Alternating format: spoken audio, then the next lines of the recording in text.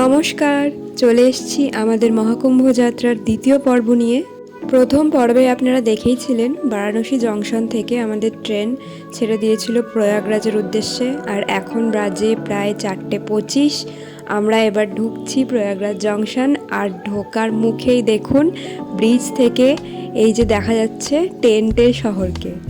এর মধ্যেই কোনো একখানে হয়তো আমাদের ট্রেনটাও আছে।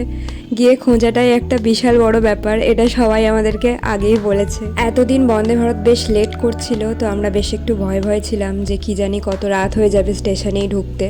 কিন্তু আজকে দেখুন একদম টাইট টাইমে আমরা নেমে পড়েছি প্রয়াগরাজ স্টেশনে। নেমেই ভেবেছিলাম হয়তো প্রচুর ভিড় হবে, প্রচুর মানুষ হবে, কিন্তু দেখুন চারিদিকে সেরকম আপাতত ভিড় দেখছি না। এবার এটা সত্যি কথাই, শাহী স্নানের দিনগুলোতে প্রচুর ভিড় হয়, এবার বাকি দিনগুলোতে কিন্তু সেরকম নয়। অনেক ভিডিওতেই ফেসবুক বা ইউটিউবে কিছু কিছু ভুল ইনফরমেশন দেওয়াও থাকে। এই যে স্টেশন, আমরা পুলিশের কাছে শুনছিলাম কোন দিক দিয়ে যেতে হবে বা কিছু, তো ওনারা বললেন ওই সামনেটা গেলেই অটো স্ট্যান্ড। এই সময় প্রচুর রেট অটোর, স্বাভাবিকভাবেই আর কি চাহিদাও বেশি। তো একটা অটো আমরা ঠিক করলাম, উনি আমাদেরকে বললেন 500 রুপিস, আমাদের একদম সেক্টর 18-এ আমাদের টেন্টেই উনি পৌঁছে দেবেন।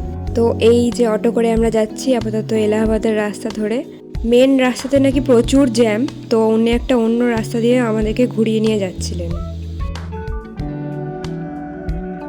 এখন বাজে প্রায় 6:30। আমরা এই সদ্য মেলার প্রাঙ্গণে ঢুকলাম। এবার আমাদের মেন কাজ হচ্ছে সেক্টর 18 লোয়ার সঙ্গম মার্গ খুঁজে বের করা। প্রচুর পুলিশ, প্রচুর ভলেন্টিয়ার্স ওখানে দেওয়া ছিল, সবাই ওনারা খুবই হেল্প করছিলেন।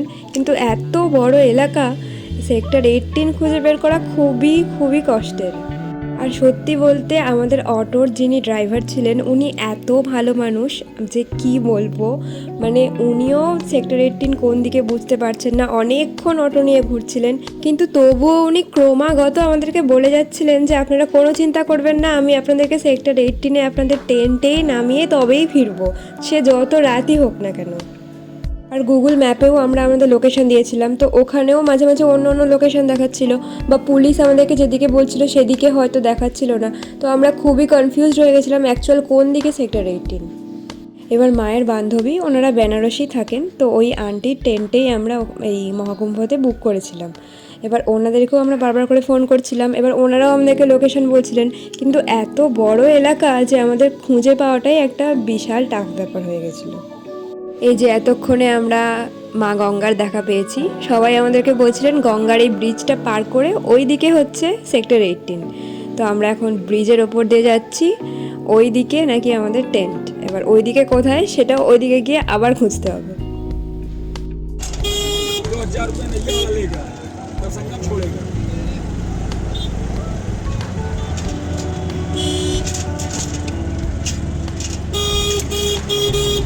অবশেষে রাত্রি এখন 8:30, আমরা আমাদের টেন্টের সামনে আসতে পেরেছি। সুরভি শান্ত সংস্থান, সমস্তটাই হচ্ছে এই অটো কাকুর জন্য। উনি না থাকলে সত্যিই আমরা আসতে পারতাম না, উনি যে এত ভালো মানুষ কি আর বলবো। এই যে এটা আমাদের টেন্টের ভেতরটা, এখানে এখন সবাই খাওয়া দাওয়া মোটামুটি শুরু হয়ে গেছিলো, কিন্তু ওদিকে মাসিমণিদের অটো এখনও আসতে পারেনি। ওদেরকে নাকি অটোওয়ালা মাঝ রাস্তায় ছেড়ে দিয়েছে, ওরা নাকি অত লাগেজ নিয়ে এখন হেঁটে হেঁটে খুঁজছে। আর আমাদের পেয়ে গেছিলো প্রচণ্ড খিদে, সেই আমরা ট্রেনে খেয়েছিলাম, তারপরে কিচ্ছু খাইনি। তো সবার আগে গিয়ে একটু খাওয়া দাওয়া করে নিলাম। আর এই টেন্টের মধ্যে যেন একটা একদম অন্যরকম মানে জগৎ, এত বড় ব্যাপার, এত বৃহৎ কর্মকাণ্ড, মানে দেখেই একটা বিশাল অন্যরকম লাগছে, খুব মনটা খুব খুশি খুশি লাগছিল।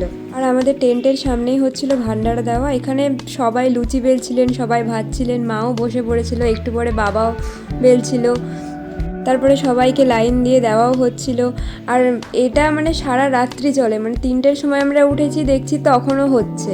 মানে এই ব্যাপারটা চোখে না দেখলে সত্যিই মানে বোঝা যাবে না, এত এত বড় ব্যাপার, মানে এত এত বড় দান, চোখে দেখলেও মনে হয় যেন চোখ সার্থক।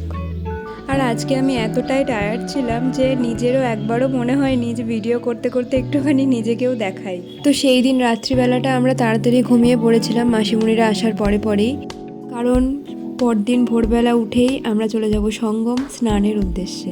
ততক্ষণ সকলে সুস্থ থাকবেন, ভালো থাকবেন।